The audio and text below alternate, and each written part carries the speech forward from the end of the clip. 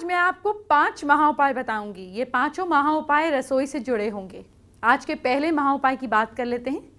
क्या आपको घर में दुर्भाग्य बार बार दस्तक देता है? आपको समझ नहीं आता ऐसा क्यों हो रहा है? कहीं आपकी रसोई में कोई दिक्कत तो नहीं है?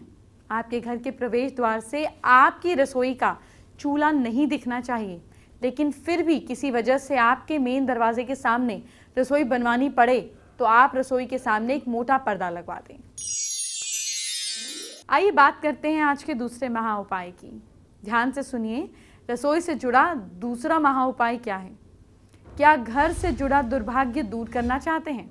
वैसे तो वास्तु के मुताबिक रसोई की सही जगह साउथ और साउथ ईस्ट होनी चाहिए, या इन दोनों के बीच का हिस्सा।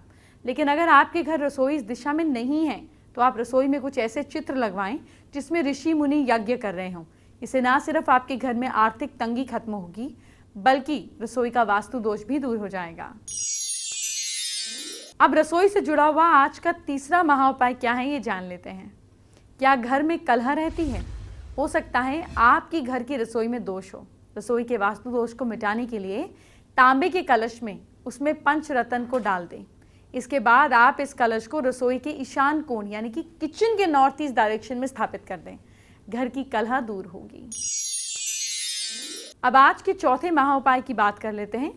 क्या परिवार को बार बार मुसीबत का सामना करना पड़ता है?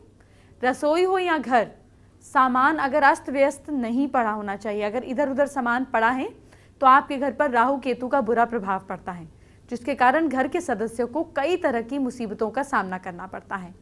इसीलिए रसोई को हमेशा साफ सुथरा और सेटल रखें, मुसीबतों से कम पाला पड़ेगा।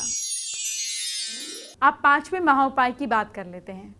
क्या आपको समझ नहीं आ रहा कि रसोई का वास्तु दोष कैसे दूर करना है, और आप रसोई भी नहीं हटा सकते?